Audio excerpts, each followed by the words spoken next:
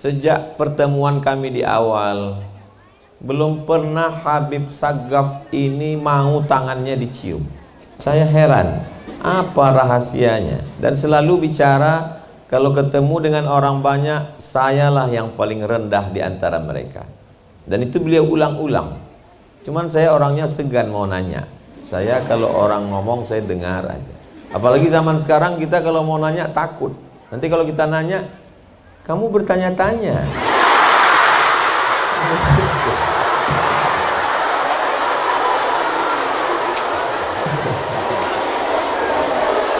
Jadi saya nggak nanya, saya diam.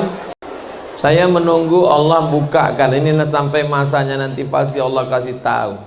Ini rahasia Habib Sagaf ini di mana?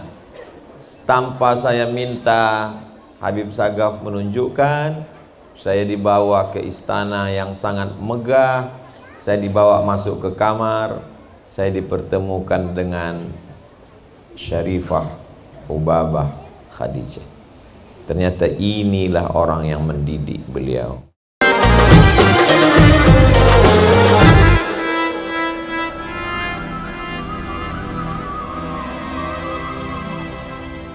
Bismillahirrahmanirrahim. Assalamualaikum warahmatullahi wabarakatuh. Alhamdulillah wassalatu wassalamu ala rasulillah sayyidina wa maulana wa syafi'ina wa zuhrina wa qurrati a'yunina Muhammad wa ala alihi wa sahbihi wa man da'a bida'watihi wa istanna bi sunnatihi ila yaumi liqa'i rabbih wa ba'du. Sayyidi Al-Habib Hasan Baharun wa usulihi wa furu'ihi wa jami'i ahli baitin Nabi SAW at-tahirin at-tayyibin wa ala hadhihi niyyah wa kulli niyatin salihah. Al-Fatihah. A'udzu billahi minasyaitonir rajim. Bismillahirrahmanirrahim. Alhamdulillahirabbil alamin arrahmanir rahim maliki yaumiddin iyyaka na'budu wa iyyaka nasta'in. Ihdinas siratal mustaqim siratal ladzina an'amta 'alaihim ghairil maghdubi 'alaihim waladdallin. Amin. Al-Hubabah Khadijah hafizahullah, Sayyidi Al-Habib Sagaf Baharun, Sayyidi Al-Habib Muhammad bin Anis, Sayyidi Al-Habib Ja'far, Ustaz Aslam, Ustaz Hendri, Ustaz Ozi, beserta para asatiz, para santri semuanya, insyaallah semuanya dimuliakan Allah Subhanahu wa taala. Amin ya rabbal alamin. Kalau Tuan pergi ke Makkah, jangan lupa membawa rendang Padang. Sudah lama saya tausiah, baru ini ada 7.000 perempuan memandang.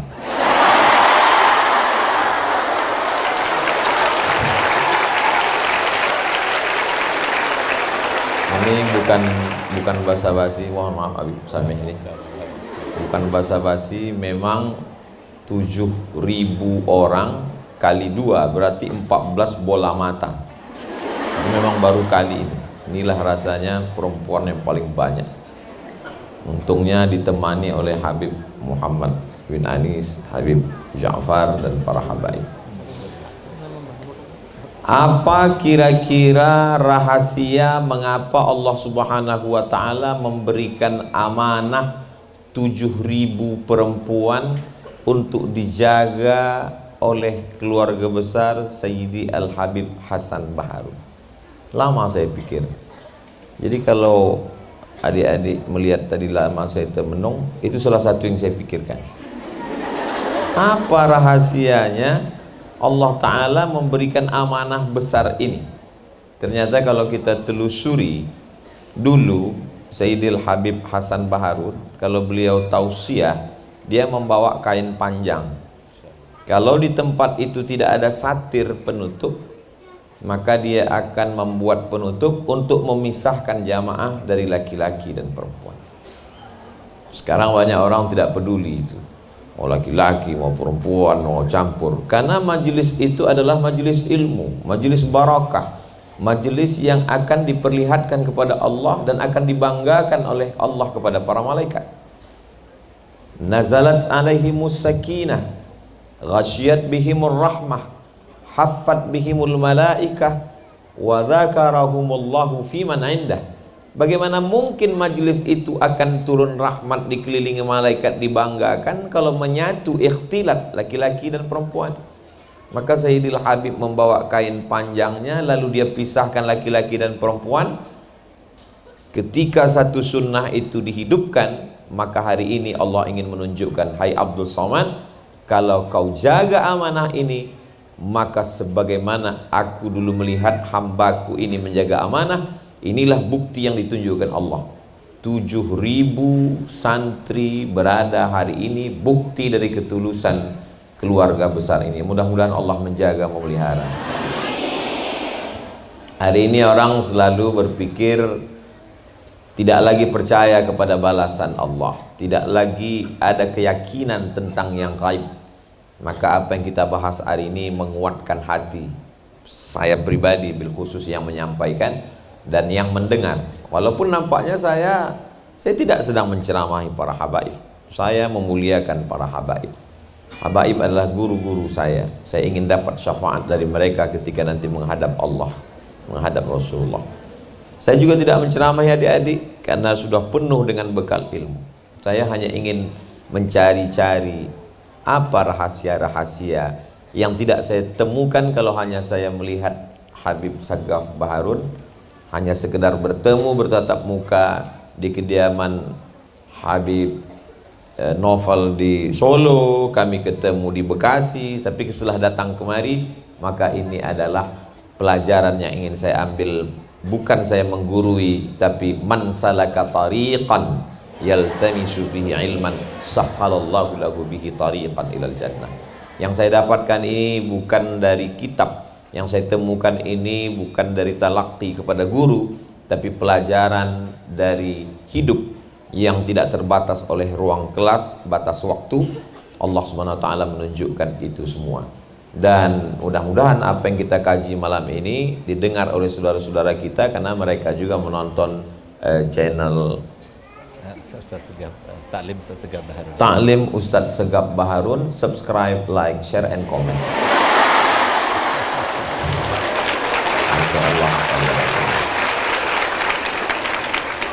Poin yang pertama, kalau Allah melihat orang ini bisa menjalankan amanah, maka Allah akan berikan amanah itu.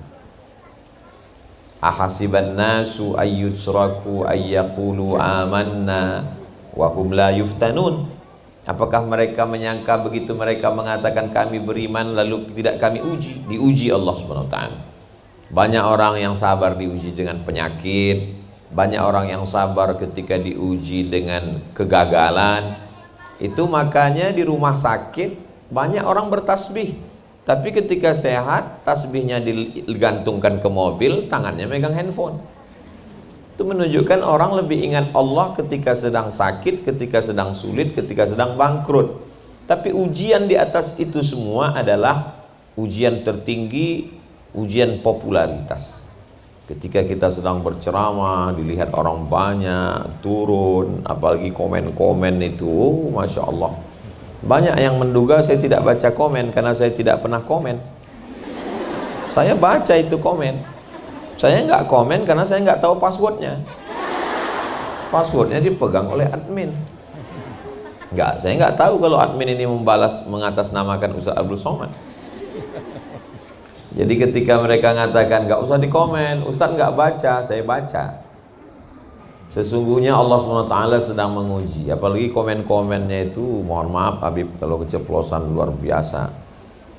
Komennya itu kadang yang di luar nalar manusia. Apalagi kalau dia masuk ke DM. Maka saya usahakan halaka mru'un lam ya'rif qadrahu. Orang celaka, orang yang tidak tahu hakikat dirinya.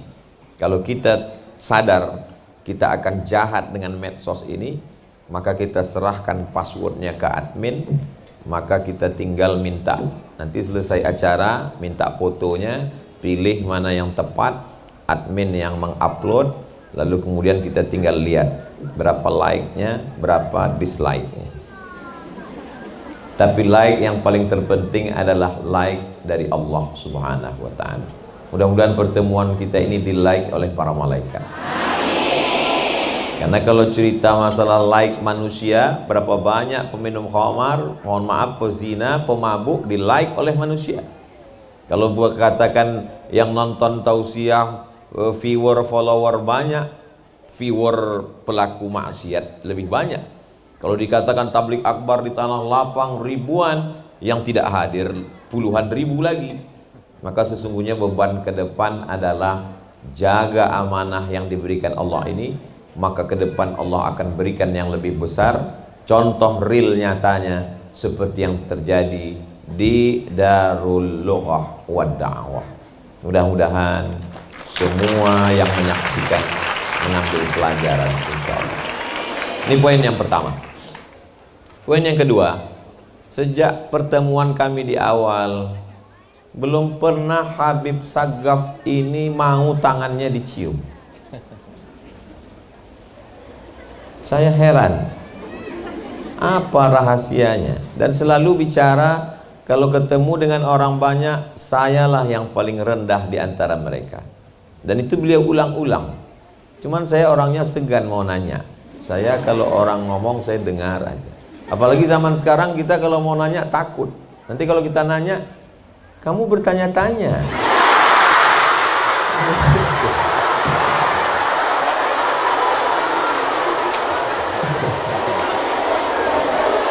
Jadi saya nggak nanya, saya diam, saya menunggu Allah bukakan. Ini sampai masanya nanti pasti Allah kasih tahu. Ini rahasia Habib Sagaf ini di mana? Tanpa saya minta, Habib Sagaf menunjukkan. Saya dibawa ke istana yang sangat megah. Saya dibawa masuk ke kamar. Saya dipertemukan dengan Syarifah Hubabah Khadijah. Ternyata inilah orang yang mendidik beliau. Dari mulai sholatnya sampai hari ini, sejak kecil, sejak masa awal akil balik, khatam Qur'annya, pendidikannya, doa-doanya, munajatnya. Oh, rahasianya di sini. Ternyata di balik pondok yang begini besar, di balik sosok seorang Habib, di balik karisma masyhurnya, di balik tawaduknya, ada seorang perempuan yang luar biasa mendoakan. Itulah mengapa adik-adik sekalian, kalau satu orang saja bisa menghadirkan begini, bayangkan kalau 7.000 ini seperti Syarifah Hubabah. Syarifah Hubabah Khadijah, saya yakin dan percaya kalau 7.000 ini punya anak 7, bayangkan 20 tahun akan datang berapa orang seperti Habib Sagaf Baharun yang akan lahir mencerahkan umat ini, insya Allah. Suara politik umat Islam hanya 30% survei. Lebih daripada itu kita tidak tahu kemana pergi suara itu. Ekonomi Islam sekarang hanya 7%. Jangan bangga dengan sensus mengatakan umat Islam 88-90%. Ekonominya hanya 7%. Yang lain kemana? Konvensional. Politiknya hanya 30%. Diperebutkan oleh banyak partai-partai. Yang ngaji di antara umat Islam ini, yang kenal dengan Habib, yang kenal dengan ulama, hanya 15%. Ustadz dapat data itu dari mana? Tadi ngobrol sama Habib. Jadi kalau mau memperbanyak angka ini ke depan, maka perbanyaklah ulama. Tapi ulama itu keluar dari mana? Sampai hari ini belum ada mesin yang mencetak ulama. Belum ada pabriknya ulama ini. Pabrik mobil ada, tapi pabrik yang mengeluarkan ulama belum ada. Pabrik ulama itu, maka datangi ulama itu, lihat rumahnya, cari rahasianya. Dan saya sudah menemukannya. Ternyata rahasianya ada pada ibu. Walaupun ayahnya seorang nabi, tapi kalau ibu kurang baik, apa yang terjadi? Ya bunayya arkam ma'ana, wahai anakku, mari naik ke atas perahu ayah. Apa kata dia? Sa'awi ila jabalin ya'simuni minal ma'. Aku akan naik ke atas bukit yang bisa menyelamatkan aku dari banjir ini. Dia sangka hujan itu sehari dua hari, dia tidak tahu 40 hari 40 malam. Sampai BMKG pun tidak bisa menangkap berita itu. Tenggelam semua puncak bukit, sampai akhirnya anak itu tenggelam. Yang bangkit bukan jiwa kenabiannya, tapi jiwa kebapakannya, seorang ayah. Apa kata dia? Ya Rabbi inna bni min ahli, itu anakku ya Allah. Malu dia untuk mengatakan tolong dia ya Allah, enggak. Dia hanya berkata inna bni min ahli, itu anakku ya Allah. Apa kata Allah? Innahu laisa min ahlik, innahu amalun ghairu salih. Padahal ayahnya Nabi Lut, ternyata anak itu Kan'an. Setelah cerita tentang Nabi Nuh alaihi salam, ketika Nabi Nuh punya anak Kan'an, mohon maaf grogi karena dipandang 7.000 tadi, yang file Nuh masuk kelut jadinya.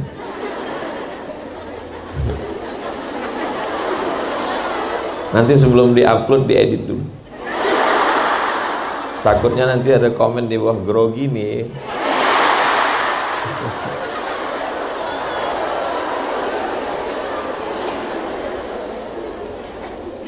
Setelah bercerita tentang Nabi Nuh, apa kata Allah ayat setelah itu? Wal baladut thayyibu yakhruju nabatuhu bi'izni rabbih walladzi khabutha la yakhruju illa nakida. Tanah yang bagus akan mengeluarkan tanaman yang indah. Tidak ada tanah yang lebih subur daripada tanah Indonesia. Gemah ripah, loh jenawi, tongkat dan batu jadi tanaman, untayan zamrud, katulistiwa.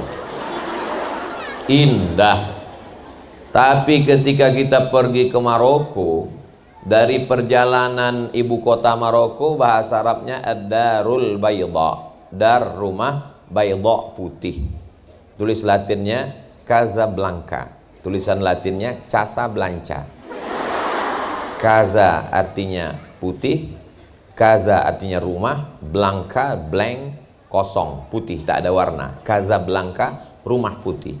Dari Casablanca ke Rabat naik kereta api 2 jam, kanan kiri hanya tanah tandus yang mengeluarkan pohon kaktus. Tanah yang subur akan mengeluarkan bunga mawar yang indah dipandang, cantik, harum semerbak, luar biasa.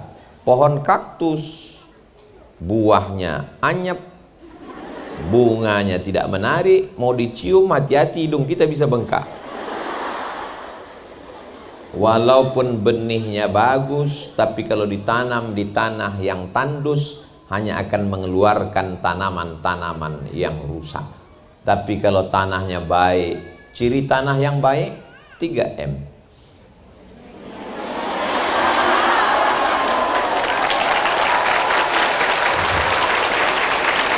Masya Allah, tabarakallah. Begitulah Allah subhanahu wa ta'ala menceritakan bagaimana hebatnya. Maka diantara kalau mau memperbaiki bangsa ini adalah perbaiki ibunya.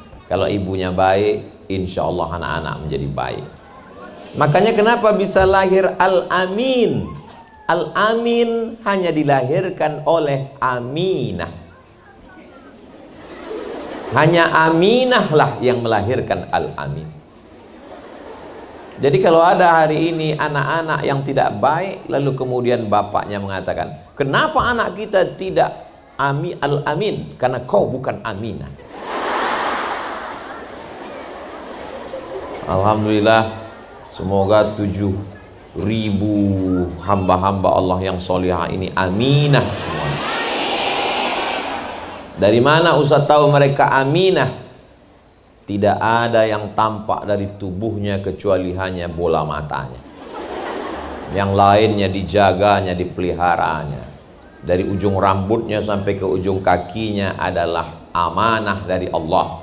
Dia yang menjaga amanah itu adalah Aminah.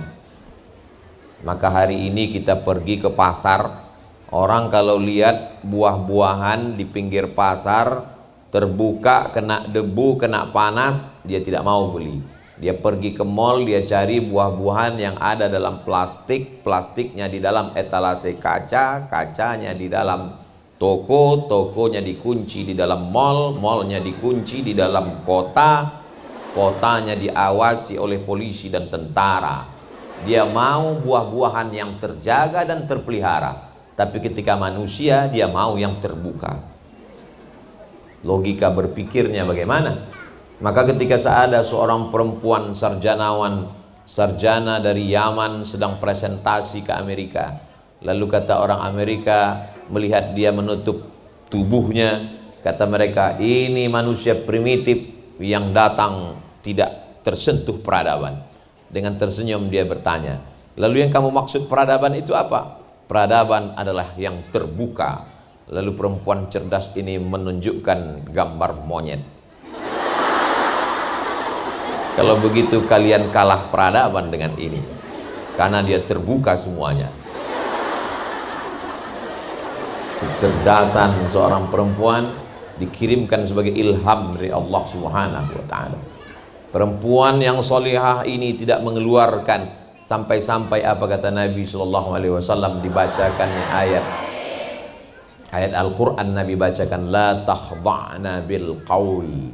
Bukan hanya sekedar rambutnya, kakinya, bajunya, pakaiannya. La takhda'na bil qaul.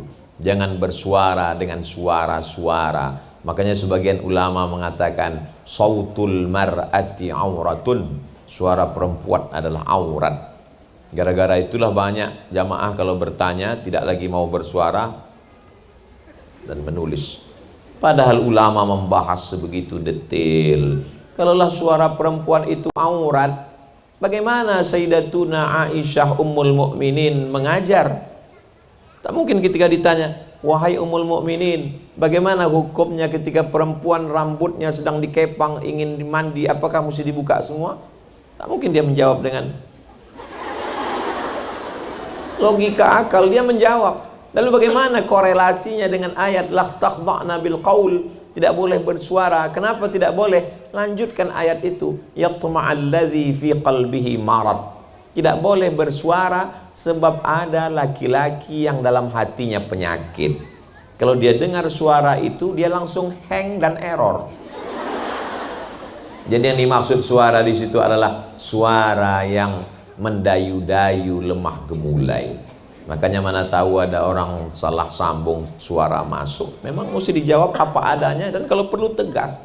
Assalamualaikum. Waalaikumsalam. Ini di mana? Dalwa. Sekarang-kadang kalau telepon itu kan suaranya seperti di airport, di mall. Kenapa mesti suaranya itu? Akan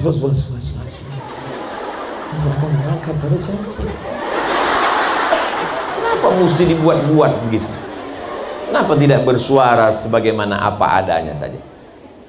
Orang barat begitu marah melihat eksploitasi alam. Mereka mengatakan tidak boleh eksploitasi binatang. Bahkan ada khusus yang membela hewan-hewan, membela tanam-tanaman. Namanya Greenpeace, green hijau, peace damai, hijau yang penuh dengan kedamaian. Tidak boleh membunuh binatang, tidak boleh memotong pohon kayu. Tapi mereka mengeksploitasi perempuan. Kalau ada iklan kulkas, ada perempuannya, masih logis, karena perempuan dengan kulkas tidak begitu jauh. Tapi perempuan dengan iklan minyak pesawat, apa hubungannya? Ketika perempuan hanya dijadikan sebagai pemegang payung untuk lomba motor gede, perempuan yang megang payung. Dan ketika Malaysia menjadi tuan rumah, Masya Allah, tabarakallah, negeri muslim yang memuliakan Islam sebagai dasar berkebangsaan, boleh menjadi tuan rumah. Tapi nanti kalau menang, tidak boleh menyemprotkan khamar. Di mana-mana di tempat yang tidak menghormati ajaran Islam, kalau menang, khamar disemprotkan. Ternyata ketika disemprotkan minuman bersoda, tetap berbuih. Lalu kemudian perempuan yang memegang itu pakai baju kurung, baju Melayu. Disebut baju kurung, baju Melayu. Kenapa kurung? Karena tubuhnya terkurung. Tidak kelihatan lekuk tubuhnya. Baju kurung itu panjang saja. Dan pakai kerudung menutup aurat. Dan ternyata terjadi, terwujud, tanpa harus mengeksploitasi perempuan. Perempuan dalam Islam bukan tidak boleh beraktivitas, tapi ini ayatnya jelas Ustadz, waqarna fi buyutikunna, menetaplah kamu ke rumah. Betul, tapi Al-Quran itu tidak boleh difahami tanpa melihat konteks pada kehidupan Nabi Muhammad SAW. Suatu ketika Nabi melihat Asma binti Abi Bakar membawa makanan onta di atas kepalanya. Nabi membantunya mengangkatkan dan membawanya pulang. Nabi tidak ada marah. Seandainya Nabi marah, ya Asma, jangan lakukan ini, berarti hadis qauli. Tapi Nabi membawa pulang menunjukkan hadis takriri. Kita tahu ada hadis fi'li, ada hadis qauli, ada hadis takriri. Persetujuan Nabi terhadap perbuatan Asma menunjukkan perempuan boleh beraktivitas. Itu dasar pengambilannya, kata Syekh Atiyah Saqar dalam kitab Fatawa Al-Azhar, kumpulan fatwa-fatwa Al-Azhar. Pada masa pemerintahan Sayyidina Umar ibn al-Khattab Amirul Mukminin, maka perempuan ada namanya polisi disebut wilayah hisbah, yang sekarang mungkin kita mengenalnya istilah Satpol PP, untuk menjaga pasar kota Madinah.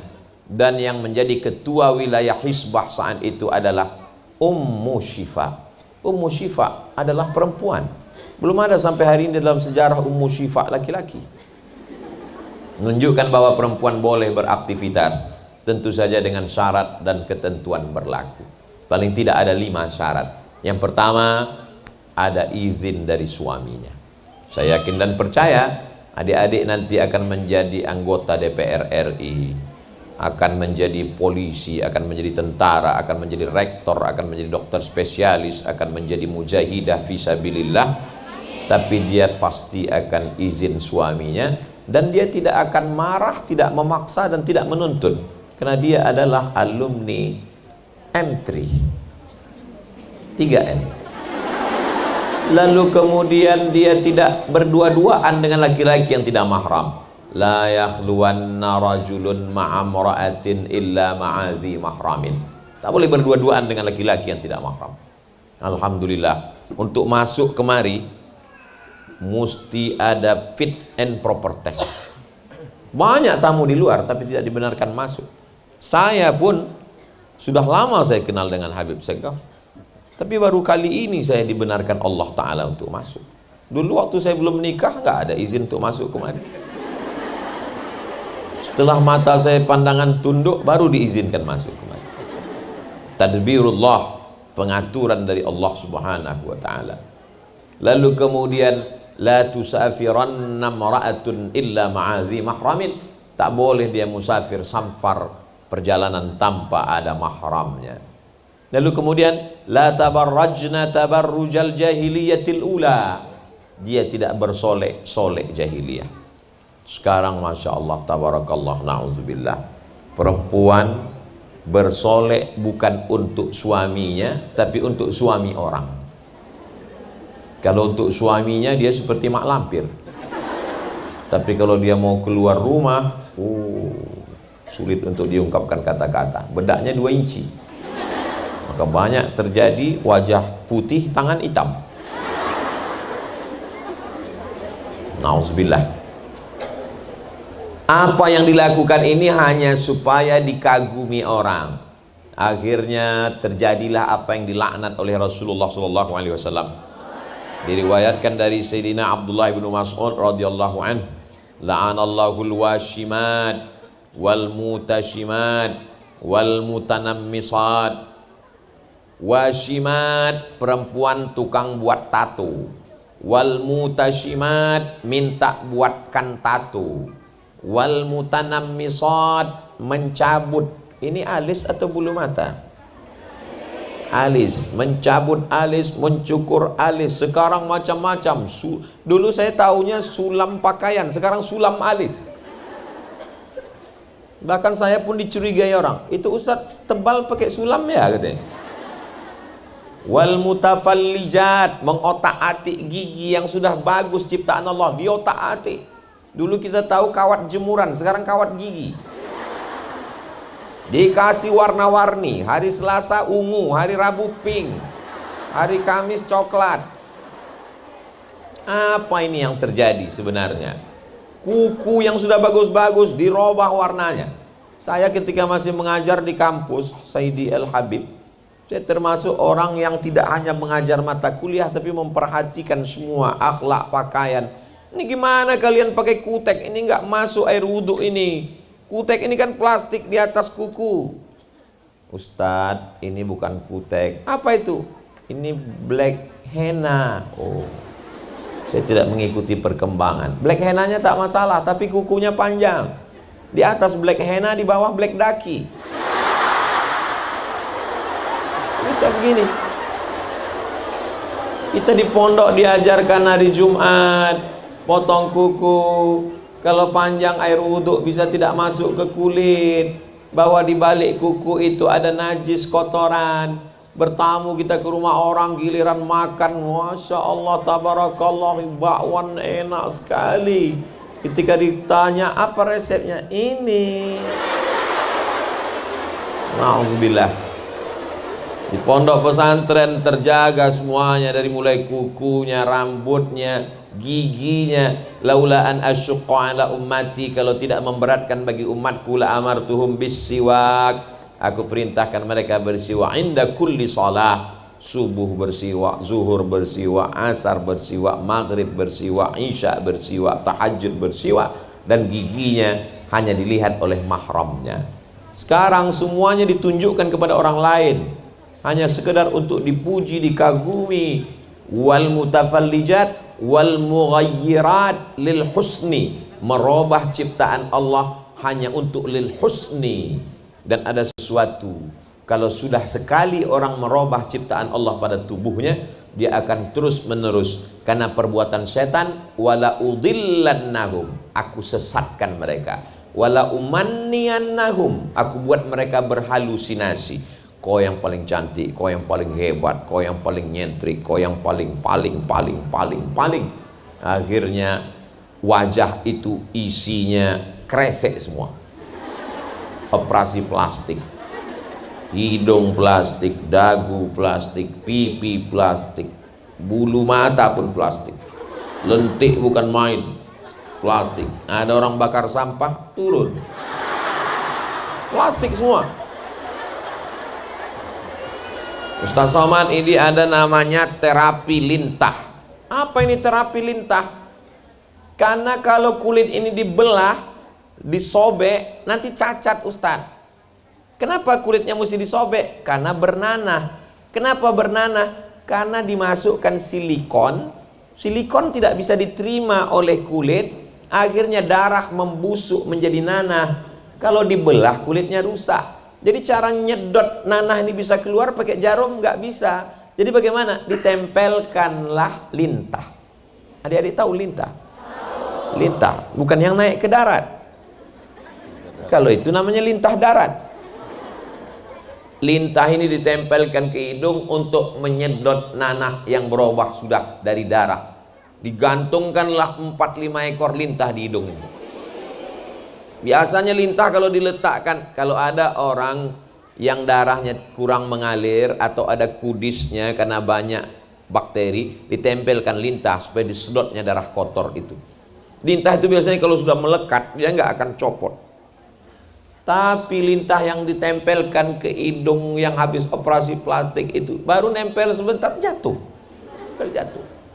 Kalau misalnya lintah itu diwawancarai, kata dia, aku nggak mau nih di sini. Bayangkan itu, bernanah semuanya. Bisa ditulis di www.google.com, kegagalan oplas. Artis-artis yang gagal oplas, operasi plastik. Kau cantik bukan karena plastikmu, kau cantik bukan karena kresekmu, kau cantik karena bekas tahajud, karena air wudhu. Tapi jangan terlalu pede. Mana tahu nanti adik-adik lagi ngumpul sama teman-teman semua, ada yang nanya pas reuni akbar sudah 10 tahun berlalu tamat dari Darul Lughah wa Da'wah, loh kamu nggak tua-tua ya? Ini bekas wudhu. Jadi kau sangka kami ini tayamum semua? Itulah Allah Subhanahu wa ta'ala kalau memberikan. Setan mempermainkan halusinasi manusia, merasa dia lebih hebat, lebih sempurna. La'atiyannahum min baini aidihim wa min khalfihim wa an aimanihim wa an syama'ilihim. Dia akan selalu berbisik, operasi lagi, terus lagi, obah lagi, terus sampai akhirnya hancur itu kepribadian, batinnya hancur, zahirnya rusak, durhaka kepada Allah, dan dia tidak akan menjadi apa-apa. Hari ini perempuan yang tidak terdidik dengan baik akan melahirkan anak keturunan. Bak kata pepatah orang Melayu, guru kencing berdiri, anak kencing berlari. Bagaimana gurunya? Guru yang pertama, al-madrasatul ula. Habib Segaf hatam Quran pertama kali dengan Salat pertama kali dengan ibu. Makanya kalau kita tanya orang-orang sukses dalam amal ibadah, itu peran ibu luar biasa. Datanglah seorang anak, dibawa oleh bapaknya. Bapaknya minta anak ini dihukum. Ya Amiral Mu'minin Umar ibn al-Khattab, tolong hukum anak saya karena dia anak durhaka. Umar bin Khattab dengan penuh kebijaksanaannya bertanya, hai anak, ada yang mau disampaikan? Anak ini bertanya, kami sebagai anak ini punya hak tidak, Amirul Mukminin? Kata Umar, iya, kamu sebagai anak ada hak. Apa hak kami sebagai anak? Kata Umar bin Khattab, hak kamu 3. Yang pertama, kamu punya hak untuk punya ibu yang baik. Yang kedua, punya hak untuk nama yang baik. Yang ketiga, punya hak untuk makan yang baik. Kata si anak ini, aku tidak dapat 3-tiganya. Ibuku bukan perempuan yang baik, dan namaku tidak baik. Anak itu dikasih nama Kumbang. Kumbang yang masuk merusak pohon kayu, suaranya. Dan aku tidak diberikan makanan yang baik. Apa kata Sayyidina Umar ibn Khattab kepada si bapak? Laqad aqaqtahu qabla an ya'uqqa alai. Kau sudah lebih dulu durhaka kepada anakmu sebelum anakmu durhaka kepadamu. Jadi sesungguhnya anak durhaka itu berawal dari ayah durhaka. Ini saya khawatir kalau ceramah ini didengar sama anak-anak kreatif yang suka buat sablon baju kaos, buat di belakangnya anak durhaka karena jawaban ada di depan, bapak durhaka karena tidak memilihkan ibu yang baik. Dia sudah nyari ibu yang baik, dia tidak tahu ibu yang baik itu adalah ibu alumni 3M. Ibu yang baik. WWSD CPR. Hah? WWSD CPR. WWSD CPR. Ini memang iklan ini dia setiap 15 menit sekali mesti diulang. Nampaknya apa yang saya sampaikan ini orang boleh menanggapinya, ini Ustaz Somad serius atau tidak. Nanti sampai masanya ketika dia punya anak, anaknya manjat-manjat dinding, mencakar-cakar, baru dia sadar betul yang Ustaz katakan dulu. Dulu waktu aku kasih tahu ente sangka aku bercanda, sekarang baru ente rasakan betul Ustaz Somad. Anak saya ini cakar-cakar, muka saya pun dicakarnya. Kenapa? Karena waktu hamil dulu ibunya dipilihkannya menyanyikan kucing garong. Garong itu kan perampok, kucing yang merampok, bukan kucing yang soleh. Lagu-lagu yang membuat maksiat dosa. Coba kalau ibunya dari pondok pesantren Darul Lughah wa Da'wah, maka akan dibacakannya syair-syair dari matan-matan tajwid, sifzasana kam jada saksun faksanadun tajiban zidfitu qanto' zaliman kalamuna labzun mufidun kastaqim ismun wa'fi'lun summa harfunil kalim. Semarah-marahnya dia, paling-paling dia akan bacakan tasrif doroba. Nah, marah-marah itu udah marah betul itu udah. Dorobanya sampai 14 kali udah. Enggak juga berhenti, pakainya fi'il mudhari. Begitu kalau dia marah. Andai dia marah, mangkel, dongkol, marahnya tetap doa, karena dia tahu kalau sampai yang keluar dari mulutnya itu tidak baik, maka Allah kabulkan. Ya Juraij, anak ini diam, dipanggil lagi sama Nabi. Ya Juraij, dipanggil oleh ibunya. Wahai Juraij, dia diam karena menurut dia lebih utama Allah daripada ibu. Panggilan yang ketiga, ya Juraij, dia tetap Allah lebih utama daripada ibu. Apa kata ibunya? Berdoa, Allahumma la tumitshu hatta turihi wujuhal mumisat. Jangan kau matikan Juraij sebelum matanya melihat wanita tunasusila. Padahal Juraij ahli ibadah, dia tinggal di Som'ah. Orang yang ahli ibadah tinggal di Som'ah tidak akan mungkin bertemu dengan wanita nakal, karena makanannya diantar, pakaiannya diantar, dia hanya beribadah saja. Tidak mungkin menurut logika akal matanya akan melihat wanita tunasusila. Tapi karena doa ibu terkabul, apa yang terjadi? Tak lama setelah itu tiba-tiba ada seorang perempuan pengembala kambing, maaf beribu maaf, dia hamil. Ditangkap sama masyarakat. Siapa yang menghamilimu? Perempuan itu berkata, Juraij. Lalu orang kampung mendatangi Som'ah, tempat ibadah Juraij. Mereka tarik Juraij keluar, mereka ratakan tempat ibadah itu dengan tanah. Lalu kata mereka, kau memang jahat Juraij, kau bertopeng sebagai ahli ibadah, ternyata kau berzina, mohon maaf, dengan perempuan ini. Mereka akan memenggal kepala Juraij. Kata Juraij, kalian boleh memotong kepalaku, tapi tunggu setelah anak ini lahir. Setelah anak itu lahir, lalu Juraij menusuk pusar anak itu dengan jari telunjuknya sambil bertanya, Man abuka? Who is your father? Siapa bapakmu? Anak itu menjawab, Ra'il ghanam, bapakku adalah pengembala kambing. Disitulah mereka bersimpuh sujud mencium kaki Juraij. Kami salah Juraij, karena yang bisa menusuk pusar hanya Nabi Isa alaihissalam dan wali-wali Allah. Ternyata wali Allah pun ketika durhaka akan gugur kewaliannya, apalagi cuman wali murid. Allah subhanahu wa ta'ala, seorang ibu walaupun salah, ngomongnya tetap diaminkan para malaikat. Maka ibu-ibu yang baik tidak akan mengatakan yang tak baik kepada anaknya. Andai dia marah betul, dia akan panggil, ya calon menteri pertanian, ya calon jenderal, dia minta. Sekarang perempuan kalau marah sedikit, anak setan. Mohon maaf Habib, saya begitulah. Jadi kadang banyak jamaah ini bertanya, kenapa lah anak saya ini seperti setan Pak Ustadz?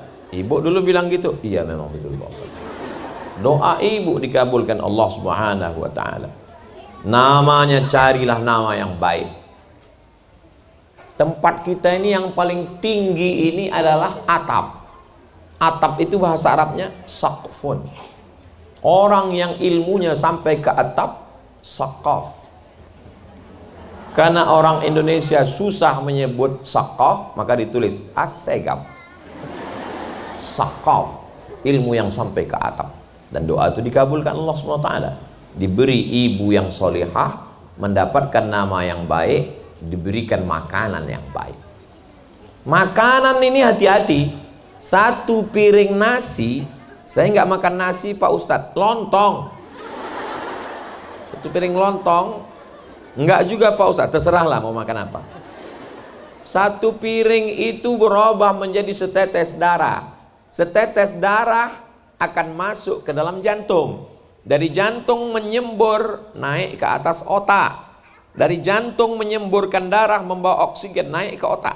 Makanya Allah menyebut otak, nasiyatin kazibatin khati'ah. Nasiyatin, ubun-ubun, otak bagian depan. Kazibatin, penipu, pembohong, pendusta. Khati'atin, pelaku dosa. Yang melakukan dosa kan tangan, yang melakukan dosa kan kaki, bukan otak. Otak memerintahkan mata, otak memerintahkan tangan, otak memerintahkan kaki. Jadi kalau ada tangan, kaki, mulut yang jahat, nakal, itu berasal dari otak, dan otak berasal dari darah dari jantung, dan jantung berasal dari makanan. Makanya kata Nabi dalam kitab Al-Mu'jam Al-Kabir karya Imam At-Tabrani, atib mat'amak takun mustajabad da'wah. Jaga makananmu, maka doamu akan dikabulkan Allah. Ibunya baik, namanya baik, makanannya baik. Inilah rahasia Ma'had Darul Lughah wad Da'wah. Ini yang akan kita jaga untuk generasi yang akan datang. Tadi saya mulai 7:30, sekarang jam 8:30 kurang 10. Ustaz Abdul Somad itu di mana-mana 60 menit sesuai yang tertulis di Dalwa Water. Kemarin Ustadz tausiah botol minumannya mereknya dicopot, nggak boleh ada, tapi di Dalwa botolnya ada. Apapun yang perlu kita lakukan zaman ini membangkitkan ekonomi umat. Selama ini Ustaz Somad tausiah 600 ml, betul. Di Dalwa kenapa panjang? Ada buah naga.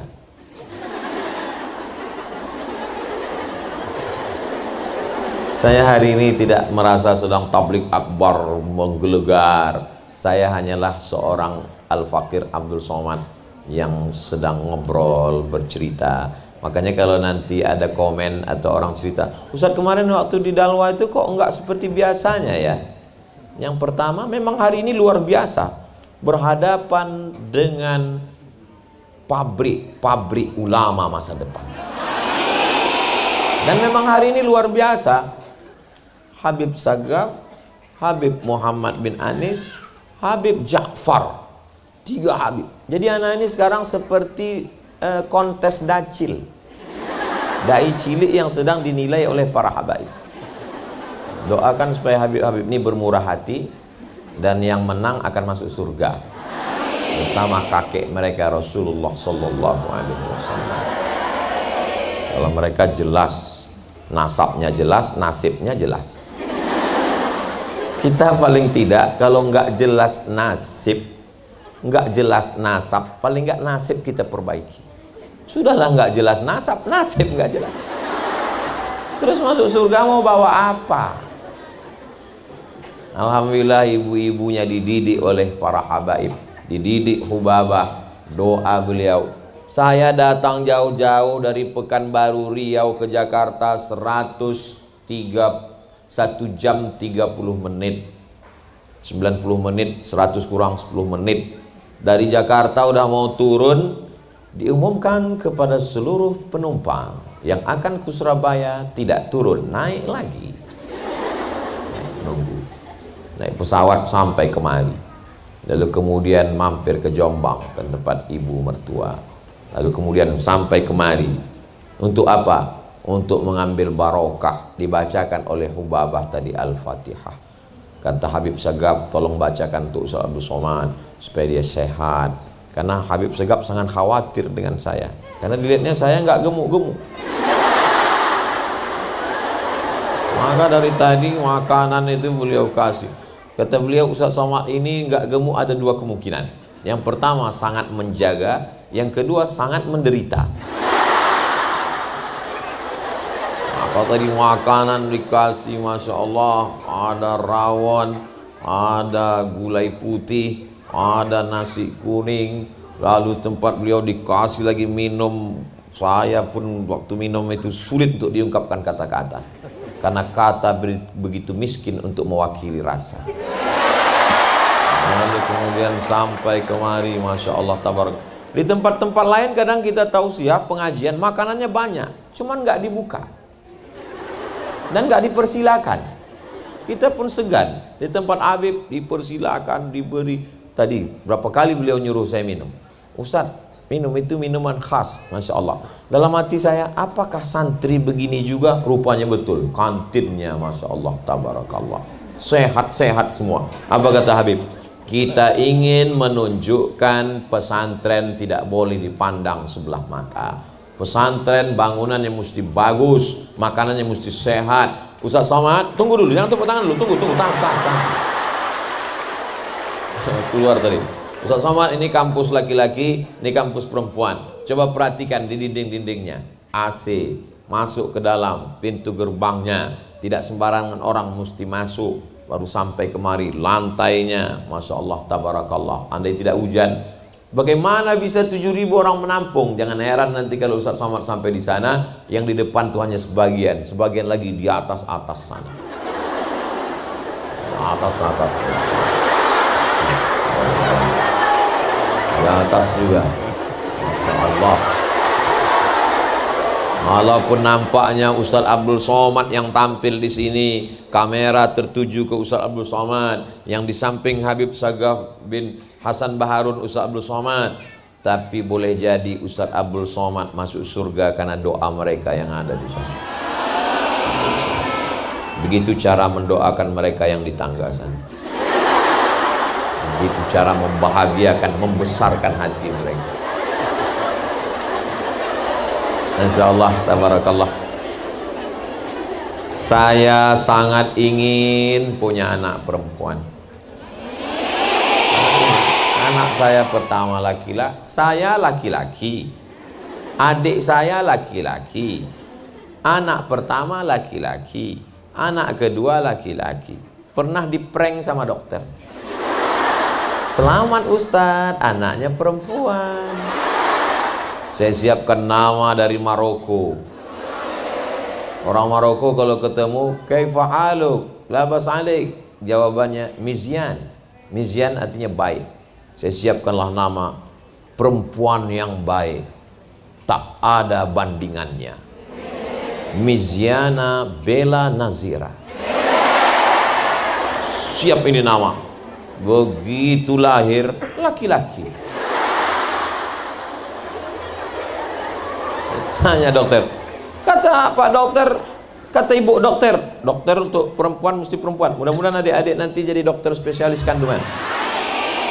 Supaya jamaah yang selalu nanya ke saya, bolehkah memeriksakan istri ke dokter laki-laki? Saya bilang boleh kalau pilihannya dua, mati. Makanya dokter perempuan mesti diperbanyak. Lahir laki-laki. Kata bu dokter kemarin perempuan. Anak Ustadz pandai menyembunyikan sesuatu. Situlah saya paham. Makanya kalau saya ngasih nasihat tadi, itu sebenarnya saya sedang ngobrol-ngobrol dengan anak perempuan saya. Kata Ustadz anak perempuan, tapi tadi kok panggil adik? Tadi saya mau manggil anak atau adik, tapi mau manggil anak rasanya masih terlalu muda. Melihat perempuan, mereka adalah adik kita, mereka adalah anak kita, mereka adalah ibu kita, mereka adalah saudari kita.